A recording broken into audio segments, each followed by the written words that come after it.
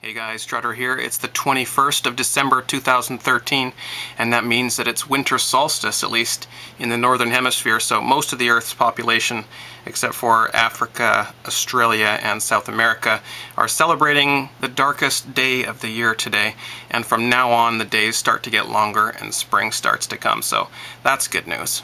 Also, a very Merry Christmas and a happy whatever else you celebrate at this time of year to everyone who watches this channel. Things are a little hectic this time of year, and I haven't done a video in several days, so this will probably have quite a bit of stuff in it. I'll put some links down below so you can fast forward to different parts of the video if you're not interested in the part that you're currently watching. And as always, the links are provided below. We can finally wrap up this graph as 2013 is now complete. For all intents and purposes, I'm almost positive that the US Mint isn't going to report any more Silver Eagle sales at all this year. So the total is 42.6, just under 43 million, well above the under 40 million ounces that was the previous record back in 2011. And of course, making it the all-time best year for silver bullion sales in history. I am absolutely going to be continuing to follow this one in 2014. And if you want a prediction from me, I think that we are going to be extending this out beyond 50 million ounces next year. Now, let's break down this 2013 year by month and have a look at demand that way. There it is. You've seen this chart before, but it now extends all the way through to December because the year is now complete. In the orangey brown color, it's showing the all-time record from 1986 through 2012 for each month. So the best January ever, the best February ever, and so on and so forth. In green, it's showing the demand each month in 2013. So as you can see, we beat the all-time record here, we beat it here, we beat it here, we beat it here. And due to some innovative and creative accounting by the US Mint, we were just about to break the all-time record here, here, here, here, and here, but missed making all-time records in those months by just a shade. Nevertheless, 2013 has been the year that saw the highest demand for silver bullion in history. Notice here in November and December, it appears as though demand has dropped off a cliff. That's not exactly the case. This happens every year. As you can see, December is always the worst month, and that's just due to how the US Mint reports their data, often holding over these November and definitely December numbers, pushing those numbers off until January so they appear on the next year's totals.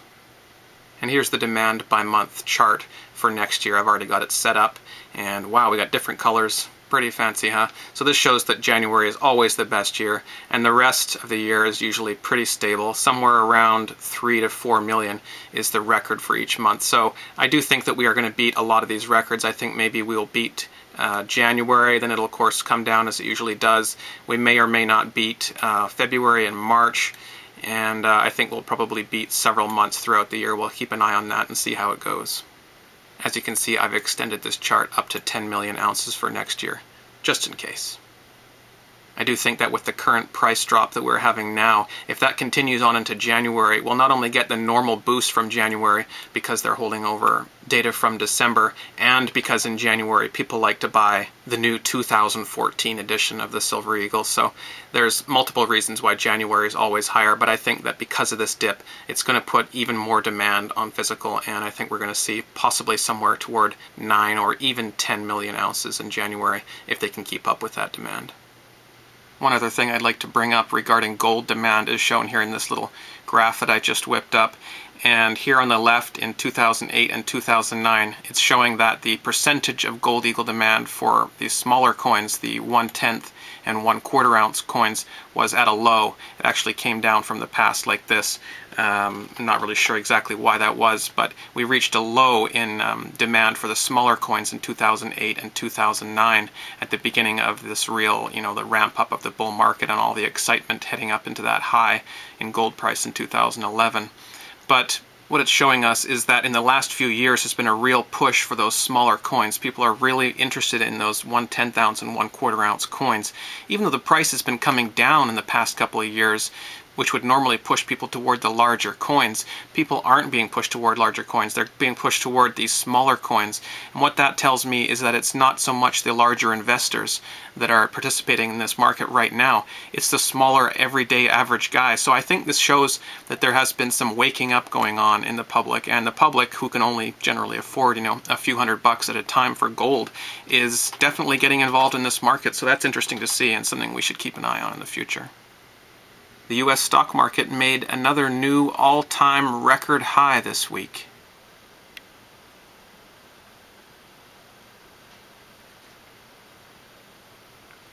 Thanks to news that the Federal Reserve was going to only print $75 billion out of thin air every month instead of $85 billion out of thin air every month. We can take this graphic out like so and put in numbers that represent all of the different QE programs that the Federal Reserve has done. This is a 5-year chart of the Dow, but it's the same chart that it would be for the NASDAQ or the S&P. They're all exactly the same because they're all responding not to the economy, but to quantitative easing. So here's that big stock bottom as it came down and down and down and down to this point, and that was QE1 way back in 2008 or so.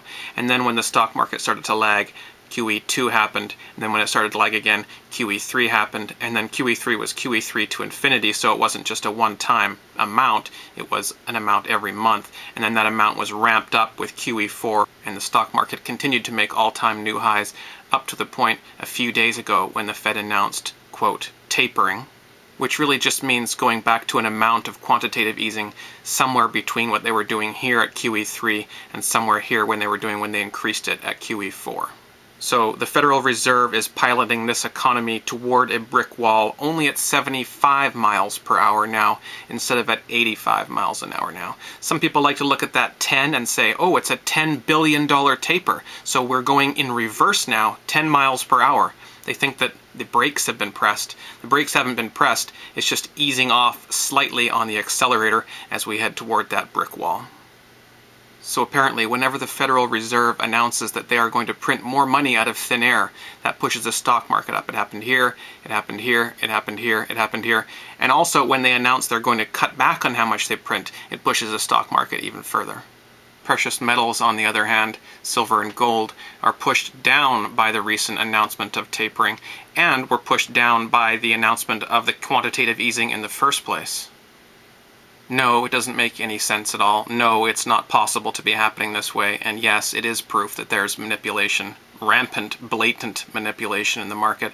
In fact, one could say the market is not even real anymore. The market is just doing what it's told, going where it's told to go. Gold and silver are going down. The stock market's going up. That's just how it is. It doesn't make any sense. It's impossible. That's what's happening. As usual, I have a few things to say about Bitcoin, but before I get started about that, I just wanted to say, please ignore the man in the reflection. It snowed yesterday, and there's a whole bunch of white sunlight, I guess, reflected off the snow coming in the window behind me, so, I don't know, it makes me kind of look strong and stuff, so I'm going to leave it there, but just ignore that for now. Here's the Bitcoin chart over the past, 2 months or so. And because Bitcoin is so volatile, all those very large up and down green candles and stuff like that, I think it's useful to look at the moving averages. And on this chart, that's represented by the orange and the blue line. And through the magic of technology, I'm able to simplify this chart like so. That's just the moving averages. Obviously the blue one is more closely tied to the price. You can see the price action a bit better here. This is the high that it made, and this is where we are now. And the orange or yellow line is a more smoothed over moving average. So this is just very, it just smooths over all those ups and downs and just says, yeah, Bitcoin's been slowly moving up and it reached a peak and it's just off the peak now. But we can get rid of that other moving average and just use the blue one. And I've put in arrows here a few things that significantly affected the Bitcoin chart. This one here is when China said, yeah, we're going to allow Bitcoin. And the Chinese market really started heating up for Bitcoin. It also started heating up for gold at that point too. But this is when Bitcoin really started to move up and huge volume, buying volume was happening in here all the way through here. This one here is when gold came down, the price of gold came down like this, and Bitcoin reached the price of gold exactly at $1,242. They were both at exactly $1,242 for about 1 second. And then Bitcoin said, and it came down off that high. and then it almost recaptured that high, but then it hit gold again. See, I'll bring in the gold chart. There you go. You can see that Bitcoin hit that gold price there, couldn't do it, and came up again and hit it here, couldn't do it again. And at that exact moment, China said, actually, you know what? We're not going to allow Bitcoin. We're going to heavily regulate it, and we're going to make it illegal in some cases, and we're actually going to prohibit our banks from transacting in Bitcoin. So that caused all of that buying volume in here to unwind, and the price plummeted down here. It started to recover again, but then the US said, you know what, we're going to regulate Bitcoin. We don't think this is a very good idea. We think it's going to compete with the dollar, and that's not cool. And the reaction, of course, was for people holding Bitcoin to sell it off, and it is now starting to make a recovery again. But I just wanted to show you this chart, sort of a summary of what's been happening over the past couple months in Bitcoin. And what's next for Bitcoin? I imagine that it will continue to stabilize at this point, unless more very negative news comes out. But the only thing I've heard in the news so far this week regarding Bitcoin is Overstock.com, a fairly large retailer in the US, is going to start accepting Bitcoin as payment. So that's interesting, and that surely will have some kind of effect. And I think it'll be quite interesting to see what happens with Bitcoin in 2014. Just a quick update on my last video. I talked about this channel here. I don't know how to pronounce it. Spijker. He's got about, let's see, what is it? 21 videos, and on all of them, the old YouTube comment system works. So you can not only comment, but you can respond to comments. You get notifications in your inbox that you've received a reply to a comment, and you can do all kinds of things. You can rate comments, you can, mark them as spam or whatever else. So the old comment system is still intact. It's just that most of us don't have access to it. And I'm not really sure what's going on, but I want this. I want to be able to have the old comment system, and it's still there, so I just need to figure out how to get it. I'm on this guy's discussion tab on his channel page, and I asked him how he got the old comment system back, and he says it's probably because I use a YouTube account through Google Apps for domains. And as an administrator, I blocked Google Plus for my domain. I don't actually know what that means, but if that's something that I could do, I definitely want to look into it. So if you know what that means, send me a private message, please.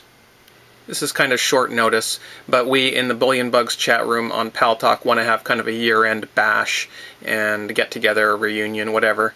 Anyone who is a previous member or even just person who stopped by a few times in BullionBugs, we would like to see you again.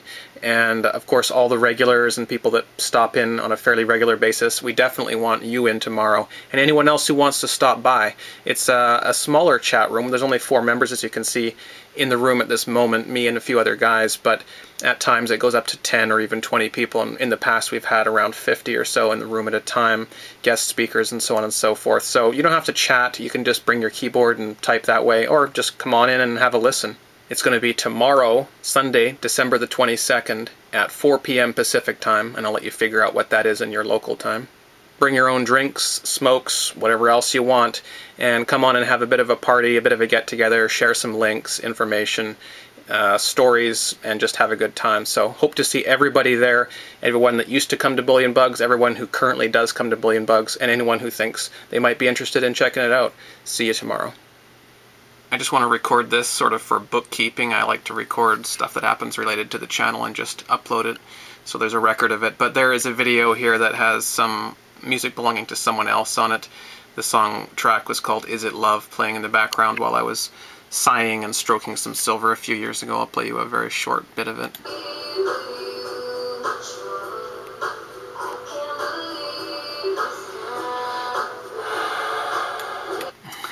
Me sighing and stroking my silver. Yeah, about 1,500 people saw that video, and I guess it's going to have to be deleted because I'm going to get in trouble from YouTube. And also this company, I guess, IOTA, is claiming ownership of my video and making profit off of it, putting ads on my channel and stuff, so not interested in that. So I guess I'm going to acknowledge my defeat and delete this video, but I just wanted to keep a record of that. Here's a video of mine from July of 2009, and I'm going to do this new beta feature that YouTube allows where I can go into the audio settings and remove the song that's playing, so I stop getting penalized because they're messing with my account because I have songs playing on some of my videos. So this is one I'm going to try their new remove song from, but I just wanted to record a very short clip of it before I do that. Figured I'd do a quick update. Tomatoes, really bushy. December 18th, 2013, Paltalk Bridge crossing. It's rush hour right now. On the way here, I just noticed a sign that says the Trio, that's the company controlling the Port Mann Bridge tolling, is keeping their introductory low rate until January 1st, 2014. So apparently that giant $5.50 fee for crossing the Port Mann Bridge, which taxpayers paid for in the first place, is going up. That's just an introductory rate, apparently. Awesome. Can't wait till this Paltalk Bridge is tolled too. Major sarcasm. How often do you see these old pumps now? Not very often. Once again, happy solstice, happy Christmas, and happy anything else that you celebrate around this time of year. I hope that you get to spend it with your family and your loved ones, and I hope that you're healthy, and all the best to you in 2014. Just a reminder that as the Google Plus crap is still continuing, we have no comment section on this channel. My private message box is always open, and I'm willing to chat and talk to anybody about my videos or anything else in Paltalk. So if you're interested in giving me some review, giving me some feedback, complaints, criticism, threats, whatever, come on to Paltalk and chat with me, or send me an email, or hit me up on my private message box here on YouTube. I've got lots of exciting stuff planned in 2014, and I still have that big project that I've been working on. I've hit a little bit of a delay, but I think that will be coming out within the next week to 2 weeks. So somewhere right around New Year's, I guess, and I'm looking forward to that. Anyhow, I'm going to leave it there. Talk to you guys soon.